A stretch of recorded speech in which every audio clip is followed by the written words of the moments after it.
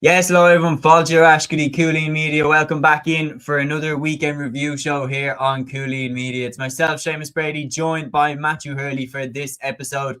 And interestingly, we had two guests on. We have two guests on the show today. We had two Senior Hurling Championship semi-finals, which were the main events across this weekend. But we're also going to dive into the Intermediate Hurling Championship semi-finals and the Junior Hurling Championship semi-finals as well.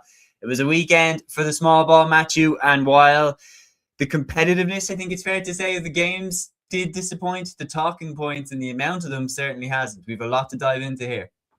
Yeah, lots of Seamus, in fairness. Like, there was more competitive games, I would say, in the intermediate and the junior grades in particular. Like, in the junior, there was a point, 2 points between the teams in one game. It went to extra time in the other. So that was very entertaining yesterday. The intermediate, one of them was one-sided with Turin winning, but the Danesford and Upperchurch Drumban game was very, very competitive right to the very end. And obviously the games, Martins and Ballygunner was competitive until half-time, and then Ballygunner started to pull away, as they usually do. It was disappointing with the Loughrea and Slaughtneil game. Kind of disappointed with Slaughtneil. They didn't add the same intensity as they did against the likes of Ballyhale, Ballygunner, SARS down through the years today, which wasn't great from their point of view. But Loughrea against Ballygunner should be a good final. Now, hopefully, Cúilín is available for that final, pending and obviously an appeal by Loughrea. Hopefully, he is available for that final. Common sense hopefully prevails there. But it should be a decent enough final. But you have to say Ballygunner are still favourites to go on and win that trophy. And it's amazing to think, out of all their championship games, Ballygunner have only lost by less, or beaten a team by less than 5 points only once, and that was the Pearshig in the Munster quarterfinal, that is an indication that they are wiping nearly everybody easily enough from the standards of senior hurling. So should be an interesting game on the 18th of January. But a lot to look into, despite only 6 games this weekend. Absolutely. So, and Peter Griffin, our good pal, is leading the charge when it comes to the comments. And anybody watching, if you are with us for the first time, get involved in the live discussion if you would like to get your opinions in, and let us know what your personal highlights were from the weekend, or if you have any questions or anything in particular that you would like myself and Matthew to discuss from the weekend's action. But we are going to run through what Peter has said. He said, "Hey lads, comprehensive and clinical wins for Ballygunner and Loughrea. Unfortunately, again, the refs are the main talking point after the games. The red card and the ghost goal, the two big talking points." Then he says Johnny Murphy must be related to Dick Turpin, of course, the famous robber back in American folklore. We are going to then jump into the first outside of club championship story that Peter has mentioned here, and we'll run through them as part of our roundup of the news of the week as well in the GAA world. Starting off with this one, the retirement of Davy Burke from Galway, the 4th Galway man to lift the Liam McCarthy Cup, a leader and a legend of the game. Peter, you put it really, really well there. Matthew, I mean, I'll speak to this as a Leinster man, first of all. Like, Dublin had to lock horns with Galway every year when I was watching, and that, like, I've always had, I'd say, slightly more. I love when the hurlers do well, because it's kind of what seldom is wonderful sometimes. And, winning the Leinster Championship in 2013, the win over Limerick this year, the win over Kilkenny in 2013 as well, the win over Galway in 2019. When we get a special day, I cherish them days in the hurling. And the thing is that I'm saying is David Burke was one of those players that I always looked at and envied, that Galway had a player as good as David Burke. He was fantastic, and the consistency that he had, one of the greats of the modern era for sure. Exactly, and I suppose the main kind of memories we'll have of David Burke is him obviously lifting Liam McCarthy in 2017, but only on the pitch as well. His goal against Kilkenny in the 2012 Leinster final, which really set alight kind of the shock on that day as well. And take us back to that point. Galway did not win a Leinster Championship. Kilkenny were winning Leinster's left, right and centre. Galway only entered the Leinster Championship around 08, 09, around that time, to get a bit of competitiveness, obviously, and to win that first Leinster Championship, to get the camel off the back. Like, that was absolutely brilliant in fairness from a Galway point of view. And they beat Kilkenny quite comprehensively that day. And let's not forget, that was a Kilkenny team that almost did the 5 in a row back in 2010. So that was a sensational win, and David Burke was the leading light in that. He won 4 All-Stars as well, which which probably goes in under the fact that he captained Galway to the 2017 title. 4 All-Stars is still a serious achievement. It is a brilliant achievement for a midfielder like David Burke, obviously. He won 2 All-Ireland club titles with St. Thomas as well, obviously as recently as 2024 as well. 3 Leinster titles, 3 National Hurling Leagues, and a Fitzgibbon Cup with UL as well. So he's had an absolutely outstanding career. A brilliant midfielder for Galway, not just a brilliant midfielder probably in terms of his leadership skills in trying to get Galway back into games and leading from the front and things like that. He was a brilliant leader in the dressing room, brilliant talker, what I could gather anyway. Like, whenever Galway needed some leadership qualities, okay, you looked at Joe Canning. Joe Canning was an unbelievable player for Galway and skilled. But I think David Burke, in terms of his leadership skills, will definitely be missed in the Galway team. And only a few of those 2017 players only remain. I think off the top of my head, Conor Whelan probably, part. But only a select few. So they're diminishing bit by bit, Galway, which is a concern for them. And it takes kind of the winning feet off them for a bit as well. And let's not forget, Galway haven't won an Leinster Championship since 2018 as well. So the sooner they start to win things, the better from a Galway point of view. But from David Burke's point of view, an unbelievable servant Galway Hurling. 35 years of age. Good time to go, I would say. Left many memories on the Galway panel, and he will be missed by the Galway panel. And obviously, an unbelievable servant for Galway Hurling and hurling in general, obviously, in terms of shaping the landscape of the All-Ireland, winning the Leinster Championship with Galway, getting that All-Ireland Championship 2017 as captain, and as well as that, like winning his club titles as well. I think without being flashy, he's achieved nearly everything in the game. Yeah. No question. And on top of that, you have to remember his All-Ireland win with his club, St. Thomas's. I mean, the success that he had with his club was absolutely sensational as well. So, yeah, I think you put it really well there that, like, without being flashy, there's not really any medal that he hasn't won. He's one of the greats of the modern era, and he really was a modern midfielder in that he could kind of do everything. He could defend, he could attack. He was very, very versatile. And he was almost like a prototype to the Dara Fitzgibbons and stuff like that he was quick. He wasn't necessarily a Michael Fennelly type or a Will O'Donoghue type that was going to run around and win the dirty ball and everything like that, but he was just a class player, like just oozed class, real Rolls Royce of the midfielder. And Galway will definitely be worse off without him, but no doubt about it, he has nothing left to owe to his county or to his club. Peter here says Whelan is in South America, might not be around next season. Very, very interesting there. That would be a huge loss if he is gone. Says Joe Canning in his book really captures the influence Davy had on the Galway team. Micheál Donoghue really valued his input as a leader of men. And then, of course, Micheál Donoghue might be on the phone to him trying to get him to change his mind. We don't know. But the next point that Peter brings up here is Kerry named as RT Sports Team of the Year, the only GAA award. What did you make of that, lads? Matthew, I'll throw that one to you. To be honest with you, this might be an unpopular opinion. I don't think Kerry deserved RT Team of the Year. Okay. Now, I'm gonna name my reasons for this. It's a yearly award. Kerry didn't do it on a yearly basis. When you look at, okay, you won the treble, okay, the league context is all important here. There was 1 point between Kerry, who finished second in the league, and Tyrone, who got relegated. So, to be fair, I don't think there was much between the teams. So winning that league title when there wasn't much between them, Mayo got to the league final and didn't even get out of the group in the All-Ireland. So I don't think that's really nailed down as an achievement. And early on in the championship, let's not forget, Cork should have beat them in Páirc Uí Chaoimh. Cork went extra time against them. They probably should have beat them that night.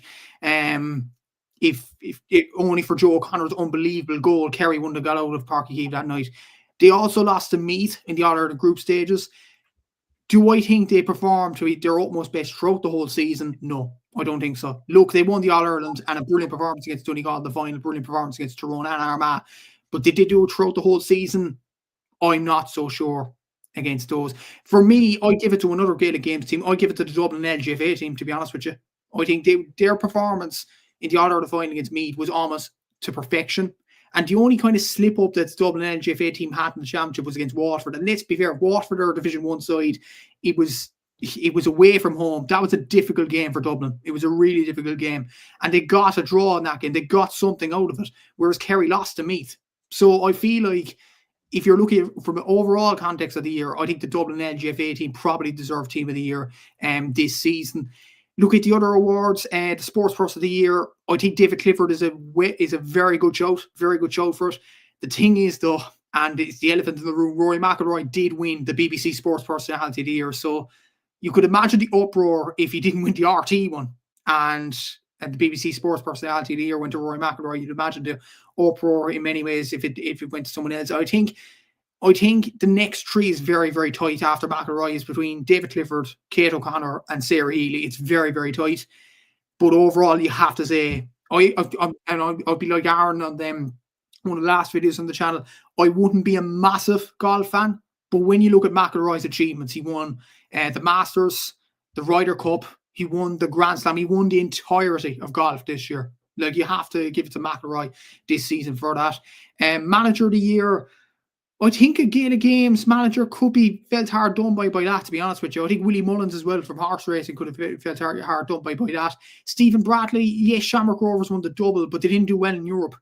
I'll put it that way. They got knocked out pretty early in the Conference League.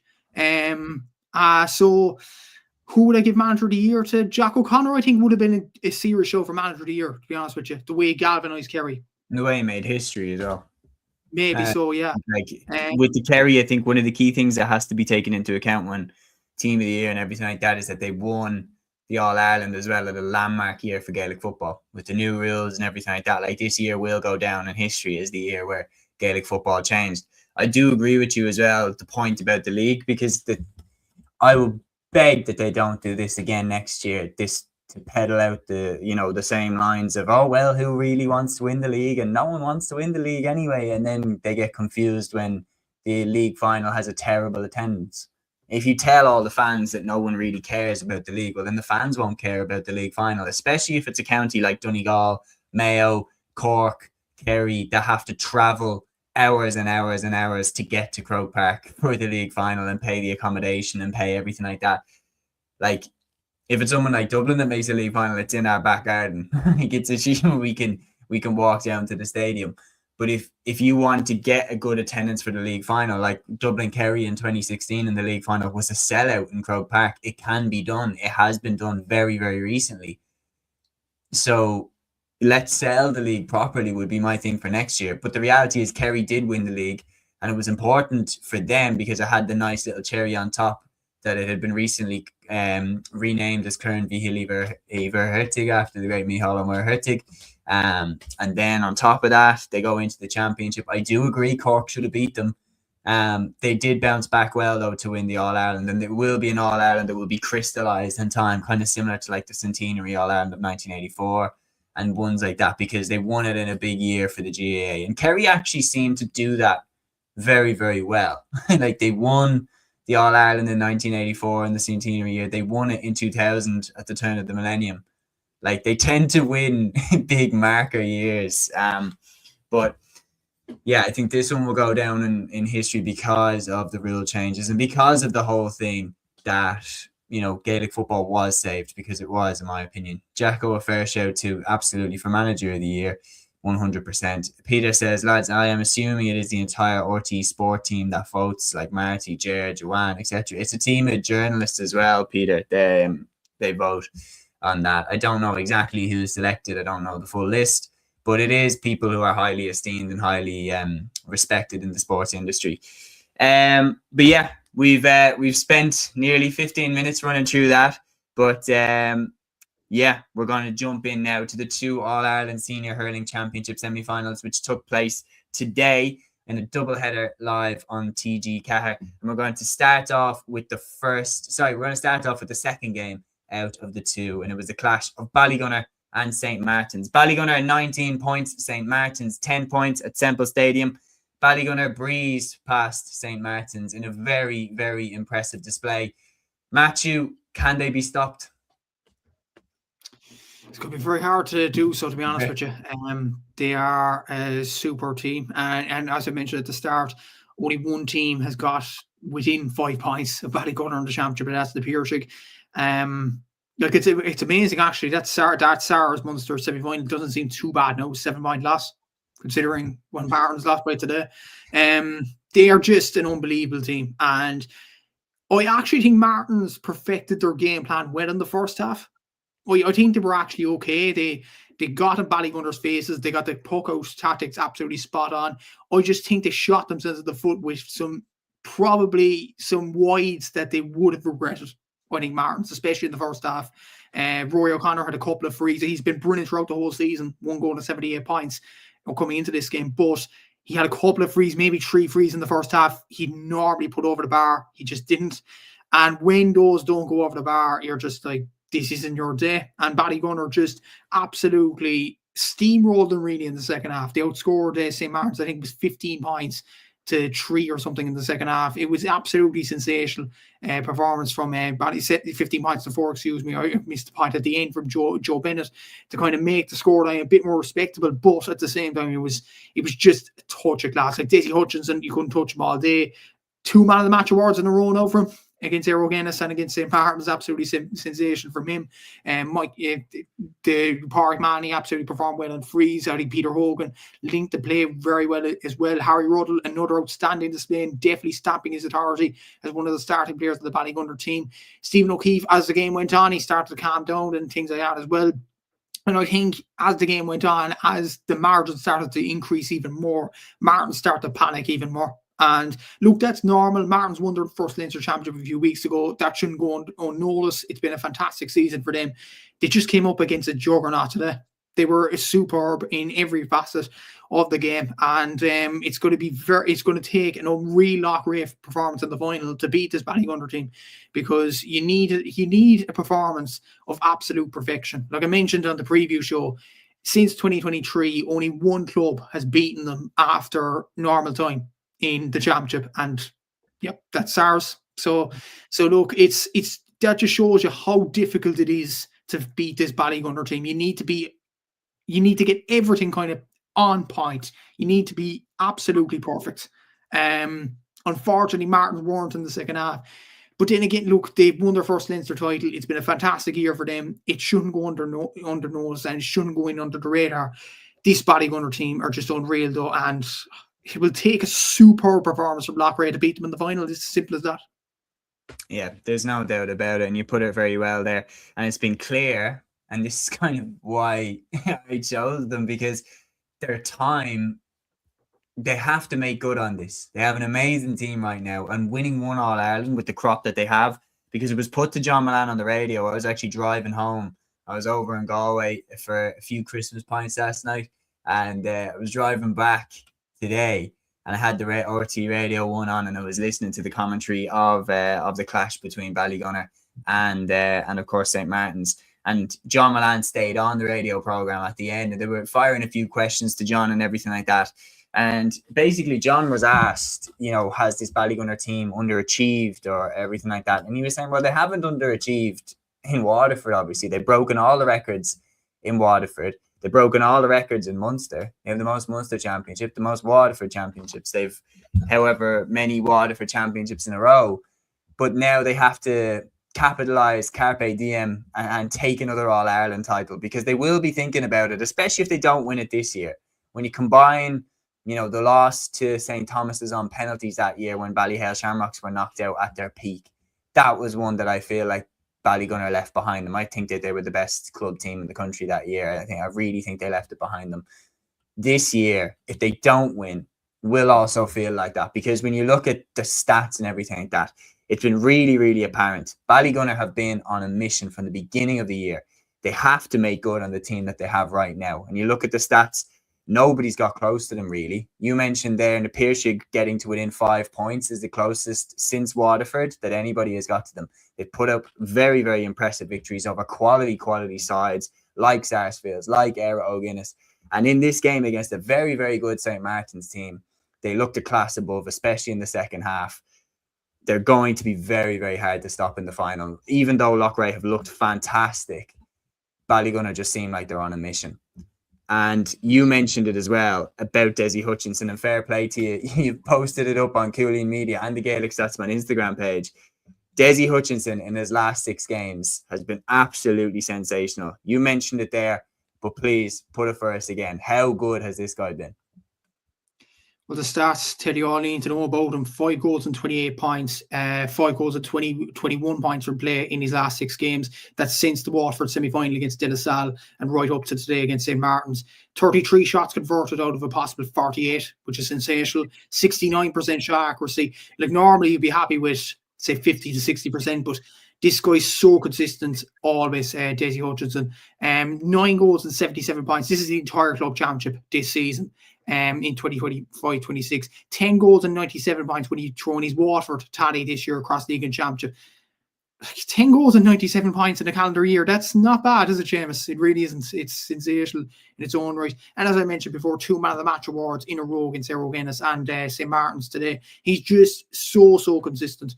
And he scored 7 points in both of those games against Errol and today. 6 points from play today, 7 points from play against Errol Guinness. He's just such a hard guy to mark. Like, if you take your eye off Desi Hutchinson for any time in the game, he's going to pounce. It's as simple as that. And when he's on form, he's going to cook. He's a sensational hurler. And once St. Martin's, kind of, well, they dealt with him well enough in the first half. He only scored 2 points, 2 brilliant points in the first half from the very start. But when they started to let the leash off him, he started to fire. Then after that, he was absolutely brilliant. And I think the TG Carver commentary, surely he's on track for Club Hurler of the Year, just while we're on him. He is, absolutely. Yeah, like, he's fairly nailed on. I would argue, even if Ballygunner don't win the final.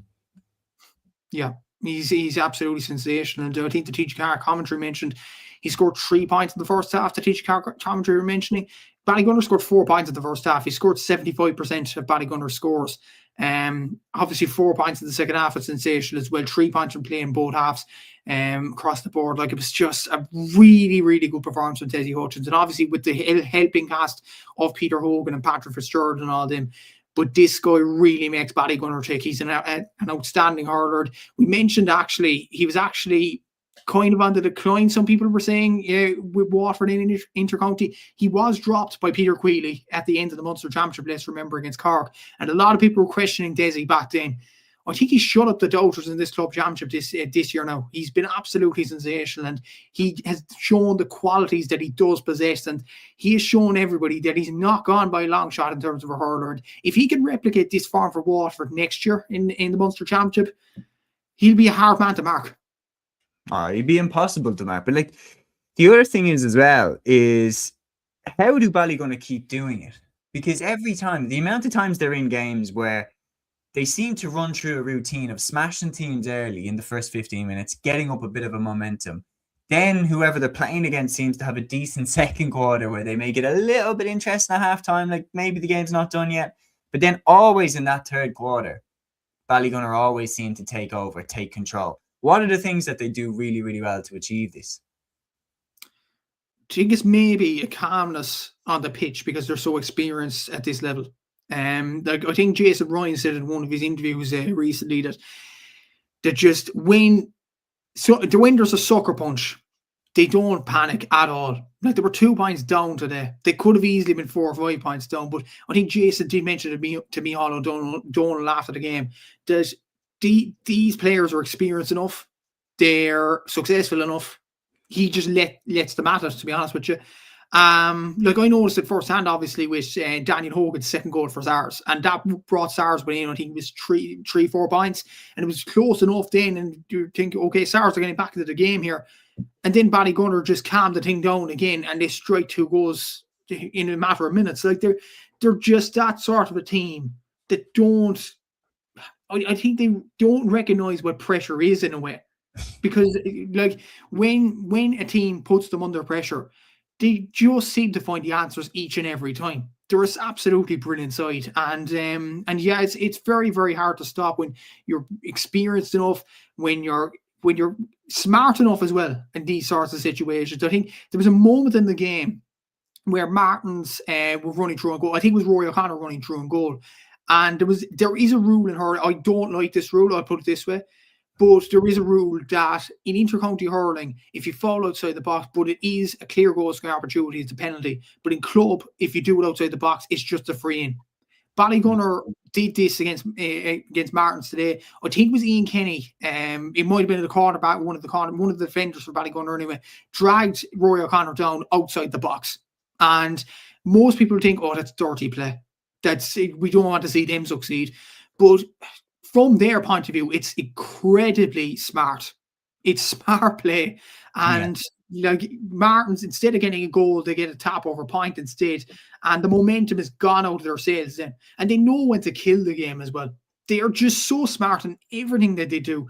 Everything is down to a T. They're a sensational side. I can't have any more praise for this Ballygunner team. They're an absolutely sensational squad as well. And even the players that they can bring off the bench, the likes of the Cormac Powers, the likes of the Conor Tobins, like those lads can offer so much off the bench as well.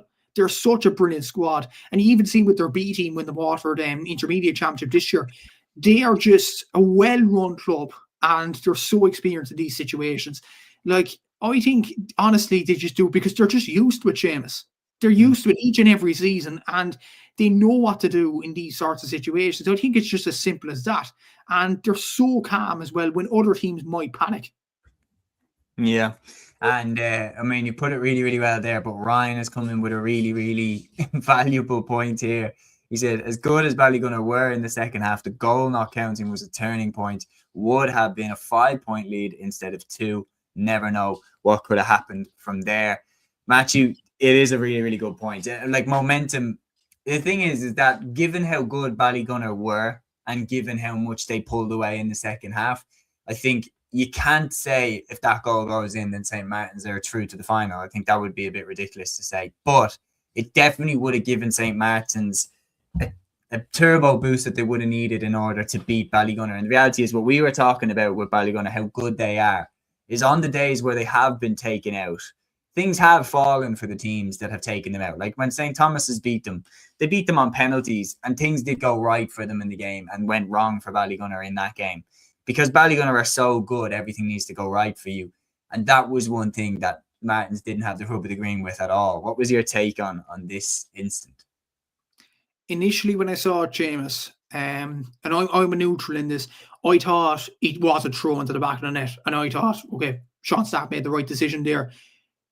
Replays are so beneficial to analysts, but they aren't to referees. And that's why hindsight's such a beautiful thing.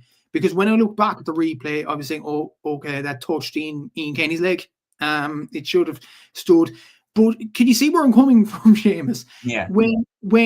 When it's so fast-paced, you think initially it's thrown into the back of the net because it did look that way. I thought it was thrown into the back of the net myself. I thought it was the right decision. But you look back at the replays and everything slowed. And then you see, oh, okay, it was a goal because it was an own goal by Ian Kenny. But look, I think you have, in that sort of incident, and we'll get on to other refereeing decisions later on, the other game, but in that sort of incident, I'd have sympathy for the referee there because I initially thought, I don't know what anybody else thought, and you can't lie about this. I thought it was thrown into the back of the net. I'd love to hear your thoughts on it. I thought it was thrown into the back of the net. I didn't think it touched Ian Kenny's leg at all. But then when I look back at the replay, the goal should have stood. So it's one of them. It's unlucky. It's unlucky from a Martin's point of view. But again, replays are so beneficial to analysts. Unfortunately, they're not for referees. Yeah, no, it was interesting with me because, as I said, I was driving back from Galway, so I was listening to it on the radio. So I heard that there'd been a goal, but everything like that, and then it wasn't given and everything like that, and then it kind of just moved on the radio commentary. So when I was going to watch it for the first time, I didn't get that instant reaction where I thought that the ref made the right decision. I knew that there was controversy about this decision the first time that I watched it. But I do agree with you in that I can understand that when it happens so fast, that it's very, very easy for a referee to make a mistake like that. And the reality is I think Sean Stack is a world-class referee. I think he's one of the best referees in the game that we have right now. And I keep going back to that job that he did in the Cork Limerick game in the Munster Championship, one of the most high-paced games of hurling I've seen for a long, long time. The 2024 clash, the one down in Páirc Uí Chaoimh. I keep going back to that one and going, that one was one of the hardest games to referee that I've seen, and he absolutely smashed it. So he is a fantastic referee. And just when you're in the heat of the moment like that and it happens so fast, I think sometimes it is very, very easy to miss. And the reality is a lot of people then always jump on situations like this. A lot of people jump on a situation like this ghost goal for St. Martin's and say, this is why we need VAR and GAA. Trust me, VAR and GAA would be the worst thing that could possibly happen to the game, because how many goals do we have in the game? How many points do we have in the game where every player takes 5 steps, 6 steps? And if VAR was able to go back and analyze all of them key scores, I guarantee half of the most crucial scores that we've had in Gaelic games ever would be chalked off. I'll give you one example, and Kerry fans might like this. Kevin McManaman's goal in the 2011 final, he took more than 4 steps going around Declan O'Sullivan for kicking it into the back of the net. There's plenty of examples of key decisions where someone did take technically more than 4 steps, but it wasn't a case of blatantly overcarrying. And we've seen plenty of examples of huge goals, huge scores that mightn't be turned. And yeah, Peter says 2010 is always the shelf staple reference point. And yeah, because 2010, a lot of people forget. And Peter, I know you'll appreciate me bringing this up as a Kildare man yourself. A lot of people forget about Benny Coulter's blatant square ball in that semi-final for Down against Kildare in 2010. A crucial goal for Down that was vital in them getting to that year's All-Ireland final. So just to debunk that, VAR would be the worst thing to happen in Gaelic games. You've seen with football, with soccer, how it's managed to really annoy the fans there, and they don't have a rule like overcarrying that everyone breaks all the time, if we're being honest. It would be a nightmare in GAA. And unfortunately, when you then can't use that, this is the lesser of two evils as far as I'm concerned, that you will have mistakes like this. And that's what I'm saying, is that it's really unfortunate. And for Martins, they needed the rub of the green in these instances. And unfortunately today, they just didn't get it. But yeah, they can feel aggrieved at that decision. But I think their performance in the second half would make it so that they kind of can't feel as aggrieved. If they'd lost by a point, 2 points, then they can go back to that goal and be like, that goal should have stood. But the reality is, in the second half, Ballygunner proved that they were the better team and they won the game hands down. Now, a key part in how they won that game, because we talked a lot about their forward line. It's not just Desi Hutchinson. It's also Pádraig Mahoney, Patrick Fitzgerald, Mikey Mahoney, and the list goes on. But also their defence. Coming into the game, Rory O'Connor was on fire. Jack O'Connor was on fire. Between the two of them, they got 1 point from play. Ballygunner's defence was immense. Yeah, it was absolutely sensational. And we mentioned in the previous show during the week the amount of goals Ballygunner conceded on their run up to the final. I think they conceded none today. They conceded one against Aero Guinness, and that was a penalty. Let's be honest, I think they kind of switched off at that point. They conceded 2 against SARS, and to be honest, one of them was a worldly by Daniel Hogan. They conceded 1 against Mount Simon, the game was over, 1 against Dead. But other than that, they haven't conceded many goals. Even against the Piercek, didn't concede a goal. They didn't concede a sniff of a goal chance. Again, they're just so experienced in everything that they do. The defence was so good. Ian Kenny, like the experience that he has, like even Aaron O'Neill, lads like that, really stepping up in the defence. Harry Ruddle has proven himself a hero in terms of the scoring stakes, obviously scoring that brilliant memorable goal against Ballyhead Shamrocks. But as a half back this year, he's been absolutely brilliant. I think Philip Manny at centre back has equally been absolutely sensational as well. And that is without Barry Coughlin, who actually is not playing with Ballygunner this year in the first team. He's retired from club hurling. You have these players that are stepping up in these occasions. Stephen O'Keefe as well. When you have such a calm and a sure goalkeeper behind you, that has to help you as well. So I think all facets of Ballygunner's defence is so good as well. They are a sensational kind of bunch, and they're so used to each other in so many ways as well. I think the big credit has to go to the guys actually coming in as starters this year. The likes of the Ruddles, the likes of the O'Neills, the likes of those that have really come in and stamped their authority on the team. Tyke Foley, probably he didn't start last season, but he's only come in for 2 or 3 campaigns. He deserves a lot of credit as well, a cornerback. So, like, the guys coming in for the Barry Coughlins and the Shane O'Sullivans, I think they deserve a lot of credit in fairness. And yeah, it's just kind of a ticking bomb. They do well. Whenever someone retires, then someone else steps in. Like, it's just so good. It's great rotation as well. And it's great from Jason Ryan's point of view as well, because he has kind of less work to do on the training field when the defenders perform as well as they do. So yeah, they deserve a lot of credit. Yeah, no, the reality is it was a smooth Ballygunner performance, and they are through to the All-Ireland Senior Club Hurling Final, which will take place on the 18th of January 2026, and their opponents will be Galway champions Loughrea, who defeated Slaughtneil 222 to 15 points at Parnell Park. Loughrea beating Slaughtneil by 222 to 15 points at Parnell Park. However, Matthew, the headline, unfortunately, at the end of the game, given the fact that it was a bit of a one-sided contest, TG Carr's man of the match, Cúilín, received a red card with less than 60 seconds left, and it has immediately caused controversy because the fact is now, if that red card stands, he will be suspended for the All-Ireland final, and it did seem a very harsh decision. Like, I sigh, Seamus, because it's like a movie and you're in the credits and the most exciting part happens within the credits. I mean, why Johnny Murphy decides to send off Cúilín. Look, it would have to be a serious challenge for Cúilín to get sent off then. Context is everything. The game is over. It's 222 to 14 points. The game is wrapped up. Loughrea are going to Grove Park, All-Ireland final. It should be easy as that. But no, red card out of the pocket.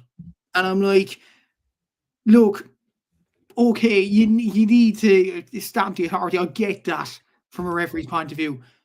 But the game is over, Seamus. The game is over. Why are you bringing out a red card at that point in the game? And even worse now, pending an appeal and things like that, hopefully the appeal does go through. But if the appeal is unsuccessful, Cúilín will miss the All-Ireland final in Grove Park because of a moment where it was unexpected in many ways that this happened. Look, it should have been an easy way to end the game, but like, you could see the Loughrea manager's reaction at the end of the game. He was absolutely annoyed, and I probably would have been annoyed as well. Look at that incident. Look, I think if you have to bring out a red card at that stage in the game, in the context of the game that is, you have to be absolutely, I think David Connor mentioned this on X, you have to be absolutely sure it's a red card. Simple as that. You have to be 100% sure it's a red card. Yeah. If you're not 100% sure, do not send them off. The simple as, and look, a lot of people are aggravated by Johnny Murphy and his kind of tendency to do this. Like, I mean, look, I think Johnny, look, there is a reason why he's one of the referees that gets these sort of games and things like that. He must have done something to honour that privilege in many ways. But it's too many times at this stage, Seamus, where he wants, I hate this kind of phrase, but it's too many times he wants to be the centre of attention. And I think Gareth Crooks mentioned this on Final Score about Mike Dean. It's really getting on my nerves now. Because you can't bring out a red card with that time left in the game when the game is done. You can't do it. It's as simple as that. And especially for a straight red card, James. A second yellow would have been fine enough because obviously suspensions don't carry to the final for a second yellow in Gaelic games. But a straight red? Seriously? Mm-hmm. I'd cross the floor to you, James, because I don't know, have you noticed this already? I'm angry about it. I certainly have, and I don't see it angry often, so it does strike with me where I'm like, oh, okay, this one struck a chord with Matthew, but there's no question about it. I thought it was unbelievably harsh. Like, it was just, and it did put a bit of a dampener on the celebrations at the end of the game, particularly for Cullen himself, because obviously you put 2 and 2 together very quickly and realise if this stands, you're going to miss the All-Ireland final for a challenge that I don't even think, brutally honest, I don't even think that the Slaughtneil players would have wanted him sent off. I think they knew that the game was done, and Slaughtneil is a proud GA club, and I think the way that they handled it at the end, shaking hands, wishing them the best of luck in the final, I don't think they would have wanted a young lad like Cúilín, who's just had the game of his life, or one of the games of his life, awarded with the man of the match in the semi-final. He's turned up big time for his club, and then for it to have just a dampener put on it right at the end, a red card that I think if he hadn't have awarded it on him, nobody would have batted an eyelid. There was nobody really calling for a red card at that stage. Hopefully it gets overturned, and hopefully he's cleared to play the final, as far as I'm concerned. Because the reality is we have seen crazy moments from referees in the last couple of years. And you know me, man. You know me that I'm always backing referees whenever people step out of line in terms of their conduct towards the referees. But we've seen a couple of instances in the past few years where referees have made really weird decisions and no consequences for it. And the main one I can think of is actually James Owens. Do you remember James Owens ran directly in front of the Tipperary goal when Stephen Bennett was taking a penalty, and he ran across Rhys Shelley's eye line? But there was no question for James Owens of like, why did you run across the penalty box as the penalty was being taken? We've seen it, and I'm just like a little bit more questions of like, okay, justify why you gave the red card there. And like, if you think that red card should honestly stand, because, well, again, it's kind of similar in terms of like, yeah, there might be some merit to the red card, but like, my God, that's harsh. And it's just like, did he do something to you to make you just want to send him off in the last minute and ruin his All-Ireland final? We have Peter has a strong opinion on this as well. Galway County Chairman is on the case too. Pure bullshit. Johnny needs to cop himself on. The young fella couldn't collect his Man of the Match award. Poor lad was crestfallen. And that's kind of it, is that it did put a damper on the celebrations at the end of the game for Loughrea. And yeah, personally, I think it was the wrong decision. And I think it should be overturned. And I think he should play in the final. Yeah, absolutely. And I echo that absolutely, in fairness. And yeah, and I think on the fact of referees explain their decisions, I think it gets to a J plus are probably forced to this, in fairness. They interview referees before the game.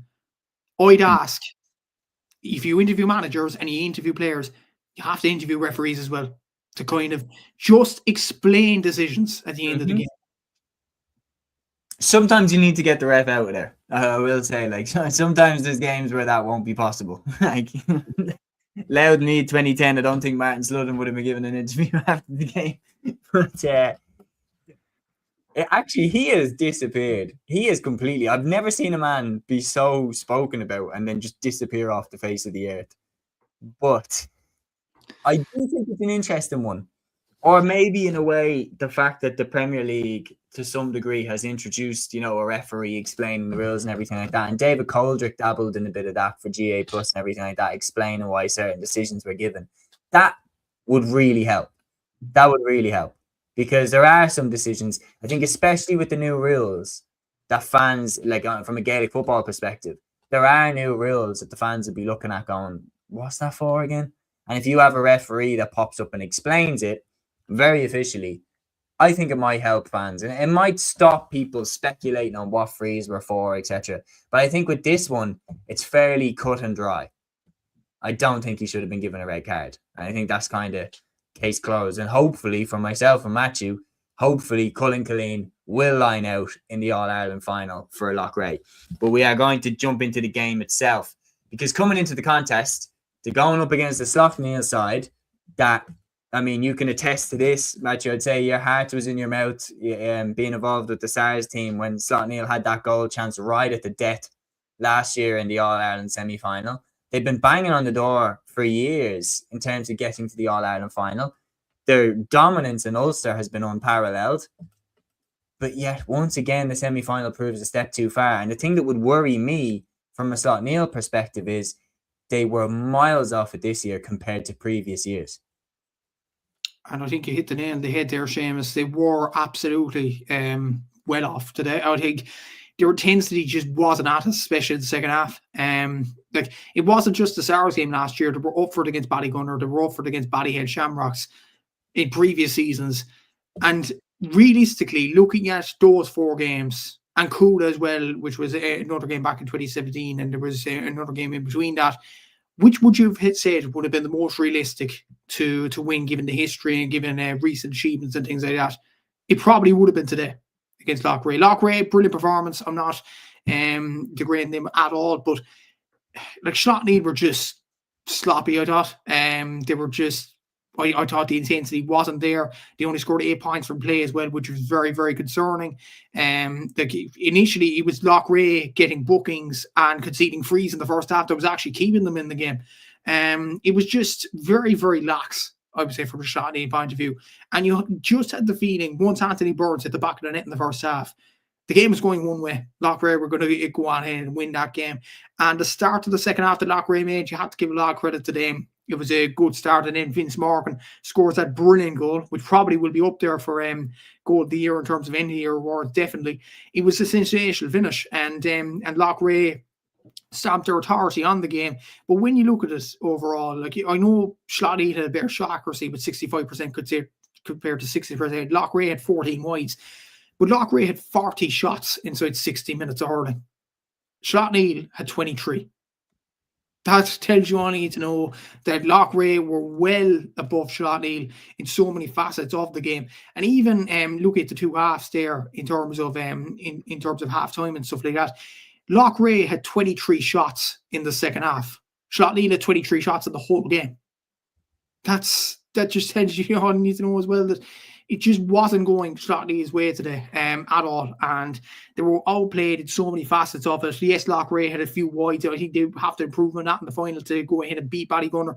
And again, I think they need to improve on maybe their discipline for the first half, conceding a lot of frees, because Pádraig Mahony will put them over in his sleep in Croke Park, no doubt about it. But other than that, I think Loughrea performed very well, I think, in this game. Like, Vincey Morgan looked very good in the full forward line. Anthony Burns, Kieran Cúilín at points at centre forward was absolutely brilliant from a Loughrea point of view. But it was just very flat from Slaughtneil and very disappointing from them. And yes, they probably will be back here again, because I think they have a stranglehold overall. As shown this year, they beat St. John's by 13 points in the final. So they more than likely will be back here again next year. But they need to put in a much better performance next year if they have any chance of getting to the final. They face the Leinster champions next year, and who knows that could be. It could be St. Martin's, could be Ballyhale, could be Navina, could be anybody. Kilcormac Canahy, hello Liam White. It could be anybody in the semi-final next season. So I think Slaughtneil need to regroup, go back to the drawing board, and just emphasise what went wrong in this game. And I think genuinely it's something as simple as this. I just think with intensity and even the smartness maybe in the second half. Loughrea had 4 or 5 yellow cards in the first half. Surely Slaughtneil, their point of call was, annoy these lads, go at them, keep running at them. They just didn't do it in the second half, which is very, very concerning. So yeah, a lot to be concerned about from Slaughtneil point of view. A very flat display, but that's not taking away from the brilliance from Loughrea today. But then again, Loughrea need to improve on some facets moving into the All-Ireland final. Yeah, no, I do agree. Emer saying here, sure lads, I was watching the match and there was no contact at all. I'm not from either club. I'm from Dublin, and that was never a straight red card. And the fact that they were up in the last minute, just terrible. The fact he'll be missing his All-Ireland now as well. Well, fingers crossed he won't be. Peter as well says Burns, Cúilín, Ryan, Morgan, big pluses for Micheál Donoghue next season in the Galway managerial position. There's no question about it. Loughrea are pushing forward a lot of talent to be in that starting side for Galway next season. Is there any in particular that stand out to you that have to be nailed on in the starting lineup? Kieran Cúilín's absolutely there. I know he's winning the squad, but I think he needs to start more minutes for Galway next year. Anthony Burns is one player that I think Galway honestly were crying out for the Leinster final this year. A guy with a bit of pace, a bit of skill just to get around the Kilkenny defence. Like, clearly the tactic of bombarding the long balls on top of Hugh Lawler was not working in the Leinster final, and Galway did that for 50, 60 minutes. You seen the size of Hugh Lawler? Understatement. A high ball on top of him, it's like understatement of the century. People need to a tiger, like literally, like that's Hugh Lawler's ball every day. But there was a point in the game, obviously, when Brian Kilcannon scored that goal. Remember this, Seamus, where Galway actually ran at Kilkenny. And you were thinking, why didn't you do this for the previous 50 minutes, 50 odd minutes? Like, you could have had Kilkenny at strings then, but it was just puzzling from a Galway point of view. But I think if Anthony Burns does come into that team, he'll be able to stretch defences, he'll be able to add pace, and I think he'll be add a bit of panache as well. I think he's a very, very good player. Like there are some very good players in this Loughrea team. Like obviously Shane Morgan from centre back is a very good holding kind of a player. Vincey Morgan as well. Darren Shaughnessy, who missed today's game, is a very good full forward, and he scored 3 goals and 9 points up until the semi-final today.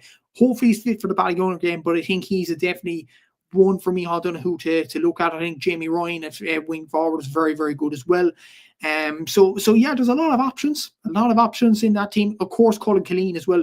Okay, he got the red card, which was harshly done, obviously. But other than that, he was absolutely sensational around the middle of the park. He's still a young player as well. I'm not sure the age of him, but he's a very, very consistent player as well. So he could be definitely in among the Galway panel next year, or maybe underage if he is that young. So there is a lot of options for me, O'Donoghue. I think he needs to use his tactics correctly as well next season for Galway to have a better campaign. Yeah, no, well said. I think as well there, Peter bringing up as well, Johnny Cowan, just aging like a fine wine. He's absolutely superb. Again, strutting his stuff. He mentioned it as well, like in the post-match interview, I think it was with RT Radio 1 or it was with Galway Bay FM. I can't remember which one. I was flicking between the stations. But Johnny Cowan was talking about playing the Parnell Park pitch and everything like that and saying that it was tight and everything. To put up 222 was an impressive score inside 60 minutes. There's no question about it. Loughrea played that pitch like they knew it like the back of their hand. They were really, really solid. It was an interesting ground selection, to be fair, really, really far away from both clubs. Like really far away from both clubs. But either way, Loughrea came ready with a game plan and everything like that, and they just turned Slaughtneil over. And I was surprised at how off the ball Slaughtneil were. They really, really weren't on it. Going into that final, I'll ask you this one first. When we were coming into the contest, I asked you, which one would you rather be coming in with? Would you rather be coming in with Slaughtneil's build-up of having won the Derry Championship and then won the Ulster Championship and not really had a glove laid on you since winning the Derry Championship? Or would you rather have Loughrea's run in where they've won the Galway Championship, they've beaten teams of the calibre of St. Thomas's and everything like that, but now they're in a position where they don't have any contest and they are just going to be playing challenge games and everything like that? A lot of people were talking about, how Loughrea had managed that period off. They looked on it from the word go. So is it a case that in hindsight, Loughrea's run-in was actually more beneficial than Slaughtneil's? Or is that just hindsight talking? I think it was beneficial because Loughrea had more competitive games. When you look at the games that they did have, they had sides like Crockwell, who they lost in the group stages in the Galway Championship. They had St. Thomas, who they only beat by a point in the final. Turlough only beat them by 5 points in the semi-final. I think it was a 1 point margin in the quarterfinal as well. I think it was against Clonbridge that time. So Loughrea had more competitive games, whereas Slaughtneil realistically had one competitive game, and that was against St. Pat's Portaferry in the Ulster semi-final. Every other opposition, they blitzed through them. And I think in hindsight, that was probably a better way in getting through the championship, Loughrea's route, in fairness. But I do think it's not a good thing for Galway hurling to have the champions go through to the All-Ireland final or All-Ireland semi-final when there's a month between the games or more, especially when they're facing the Leinster or the Munster teams. That they'll face the Munster champions next season. Could be Ballygunner and Pearshig, SARS, it could be anyone. I don't think that will help Loughrea, honestly, in terms of their build-up. And I do think we'll talk about the intermediate in just a tick, but I think if Turin go up to the senior championship, that could be another game for Loughrea. It might not be the most competitive game, but I think it will be a game. It will benefit Mayo Hurling in particular in terms of Turin trying to reach even higher than intermediate, and it will benefit the Galway champions as well because they'll have a game. Yes, it's only one, but they'll have it in terms of their preparation for the All-Ireland semi-final. It's better than nothing in fairness, and they'll get a bit of match sharpness going towards the All-Ireland semi-final after that. So I think it worked nicely for them this year that they had to face the Ulster champions. If they faced the Leinster or the Munster champions, they could have fallen short. But yeah, I think, honestly, Turin probably need to enter the senior championship next year. Because considering if they do win the All-Ireland intermediate in January, they're playing Upper Church Drumban and that, I think there's a serious argument to be made for Turin to go up to the senior grade in Connacht Hurling. Yeah, and wouldn't that add a different dimension to the championship as well, especially if they can be competitive, with the Galway champions should they win their respective county? So yeah, Loughrea are into the All-Ireland final where they will come up against Ballygunner. It's going to be a novel All-Ireland final pairing. Best of luck to both teams. We will have a full preview of that game, full breakdown, everything like that. But that will be closer to the 18th. It will be on the Thursday before the All-Ireland final dates. Don't ask me to pick the dates. I'm just back from Galway. So either way, we are going to move on now. A match who you touched on as well. You touched on Turin. They, of course, played their All-Ireland Intermediate Hurling Championship semi-final today. They beat Ayr Old Carrickmore by 128 to 117. And in the other semi-final, their opponents, Upper Church John Bain, beat Danesford 113 to 14 points. Just your thoughts on these two ties and how the potential final matchup will go.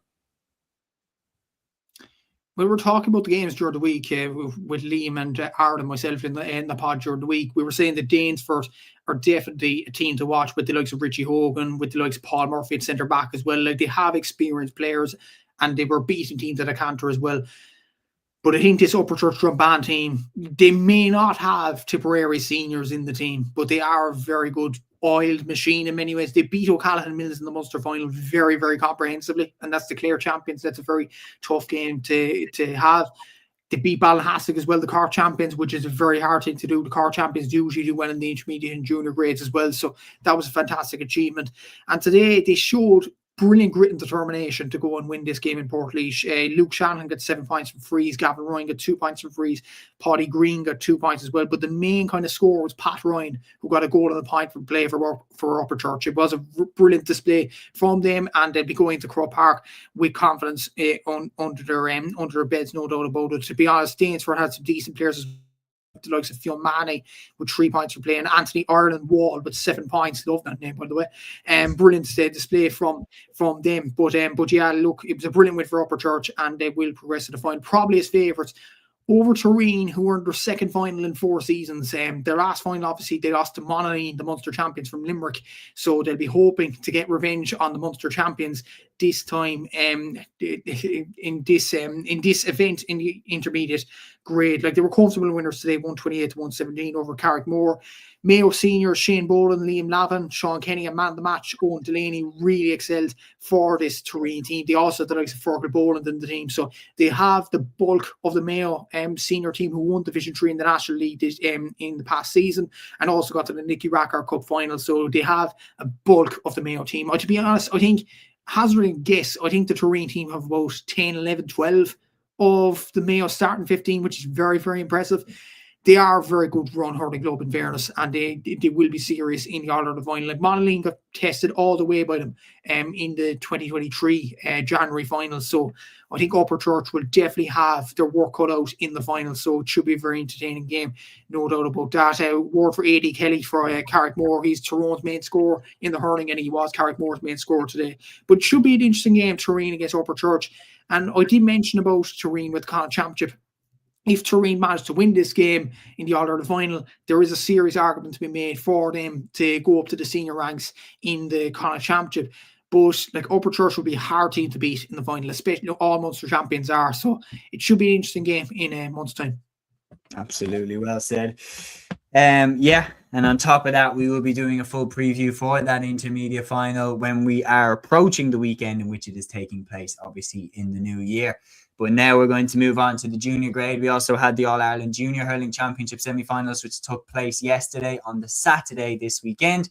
And it saw Eastkey beat Burt by 423 to 121 in their respective semi-final, while on the other side of the draw, it is Kilbrittain who will meet them in the final, who beat Davidstown by 215 to a goal and 16. So it's going to be Kilbrittain against Eastkey in the All-Ireland Junior Hurling Club Championship final of 2025-26. How do you see this one going, and what did you make of the respective semi-final wins? It's remarkable to say on this podcast, Cúilín Media, which is kind of a national kind of podcast, that a West Cork team have reached an All-Ireland hurling final, which is sensational. Like, just context for our listeners, West Cork is not really a hurling stronghold, let's be honest. There is 2 teams above Kilbrittain in the Carbery division in the Cork grades, and that's Bandon and Newcestown.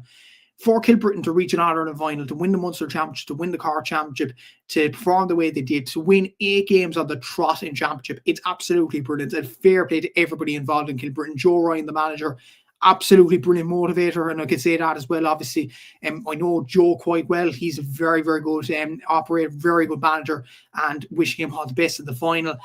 Interviewed 2 Kilbrittain players in the past few weeks in the Star Sport podcast. First, their captain, Philip Wall, and then one of their main scorers, Bertie Butler.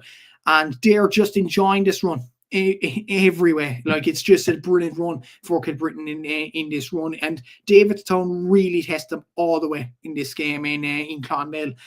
Goals from Conor Hogan and Luke Griffin were really the difference for Kilbrittain in this game. Mark Hickey scored 12 points, 10 from frees. He's been really good in this campaign. He scored 1 goal and 68 points in the championship this season. So very good display from him in particular, from Mr. Mark Hickey there. Thomas Sheehan, Ronan Crowley and Bertie Butler also scored in this game for Kilbrittain. It's just an absolutely brilliant achievement for everybody involved. And Kilbrittain would be a club that would be around my neck of the woods, I would say. I'm not from Kilbrittain personally. I'm from another club in West Cork, but it will be from in and around my area. So I'd be absolutely delighted for these lads of Kilbrittain, and hopefully they can bring home the All-Irelands in the next month or so. It's just brilliant for everybody involved in the community. And yeah, best of luck to Kilbrittain.